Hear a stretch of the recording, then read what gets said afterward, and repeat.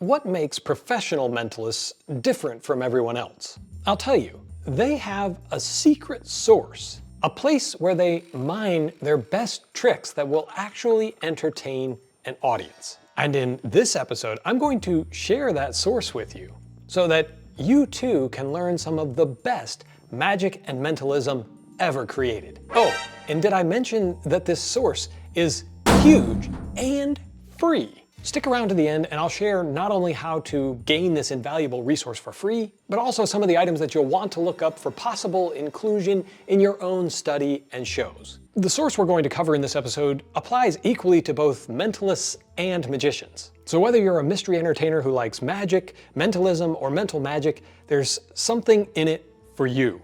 And this is the stuff that professionals in all of those categories are using today and have been using for quite some time. Quite some time. That's a clue to part of the secret. What's old is new again. In fact, there's a saying in magic that if you want to hide a secret, put it in print. Magicians tend to quickly read something, but then never revisit it again. But don't worry, I'm not going to preach to you why you should be revisiting the old Dover classics. I've already done a video on that, and you can see that here. I'm just about to tip you off to a fantastic, but relatively untapped source of magic. It is chock full of great and underperformed effects. Seriously, pound for pound, it might be the most dense resource of magic I'm aware of. This source is a time-tested one with material that has been used to entertain millions over the years. This secret source is the Jinx. The Jinx is single-handedly one of the most important and influential publications in the world of magic and mentalism. Published by Ted Annemann, this landmark magazine ran from 1933 to 1941.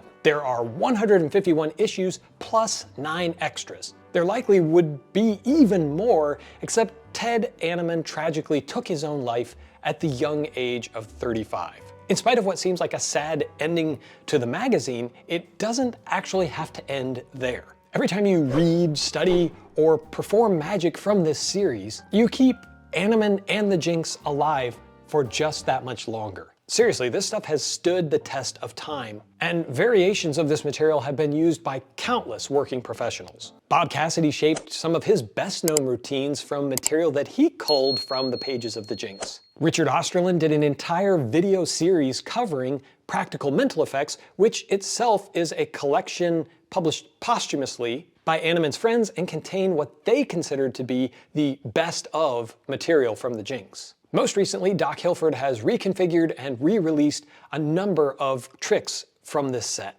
The point is, although it may seem like dated material, the principles of both method and presentation really haven't changed that much. So with just the tiniest bit of digging through the pages of the Jinx, you're going to find a lot of workable material. Of course, I recognize that at this point, even the newest tricks from the Jinx are over 80 years old. But the tricks in this periodical are still being performed today, and you've heard of them. I'm talking about classics like Di Vernon's Brainwave deck. Stuart James got his start publishing in the Jinx with tricks like Further Than That, Mirror Skill, and Cephalogia. Al Baker, Stanley Jacks, Doc Daly, Charles T. Jordan, J.G. Thompson, etc., etc., etc. The list of contributors is long and distinguished, and is comprised of a veritable who's who of magicians from the 1930s magic scene. There are even contributions from actor Jimmy Stewart, who himself was an amateur magician. The Jinx broke so much ground in its day. We first learned the center tear in these pages.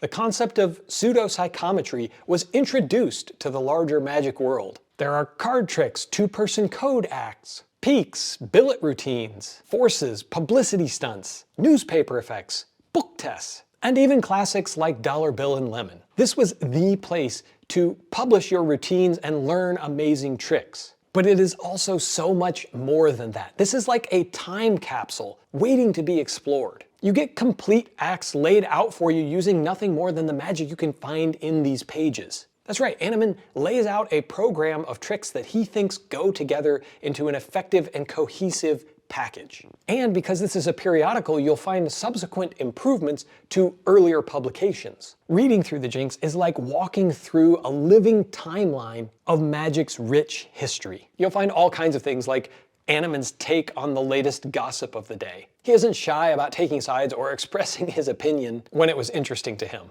And some things never change. You'll see details about infighting among magicians about who gets the proper credit. There are also sordid details of unscrupulous magic dealers who were selling knockoff manufactured gimmicks even back in the 1930s. There are also reviews of famous magicians' programs so that you can see what was being performed back in the day and learn from some of those great magicians and what they thought was appropriate to share with an audience. There are business card examples, cartoons, news from around the world, cocktail recipes, and more. As far as the magic goes, Annemann keeps the explanations concise, but perfectly understandable and workable. Because of his brevity, you can read so much more magic in one sitting. This is a feature, not a bug. And even the trick names themselves are just so much fun. We really don't name tricks like we used to. I mean, where else other than the pages of the Jinx are you going to find tricks with names like trove, which he calls a prophetic demon? Cephalogia. I mean, what kind of a name is that? Or as in a mirror darkly. You'll be inspired just reading through the table of contents. If you already have this material, and you do, I'll get to that in a second, I want you to try this experiment. Take one of the books off the shelf, or open the PDF if you happen to have a digital copy, randomly open or scroll to a page and start reading. I guarantee you'll find something of interest within a few sentences, something that will make you want to go further, whether that's pulling out the props and trying it for yourself, or simply reading more and maybe taking some notes for future reference. While plenty of people have explored and published their favorite tricks from the Jinx, including the aforementioned practical mental effects, the fun is going through and culling the material for yourself,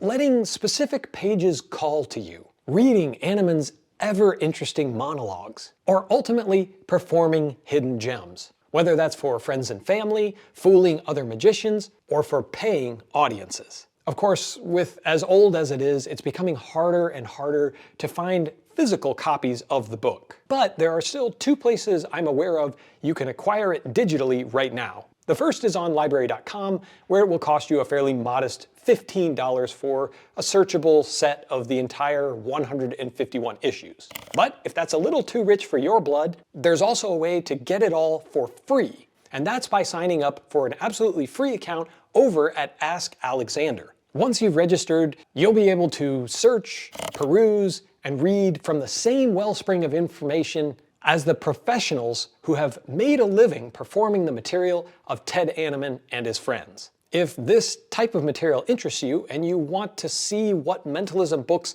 I like, be sure to check out this video. Otherwise, thank you for watching, all my erudite friends, and until next time, keep reading.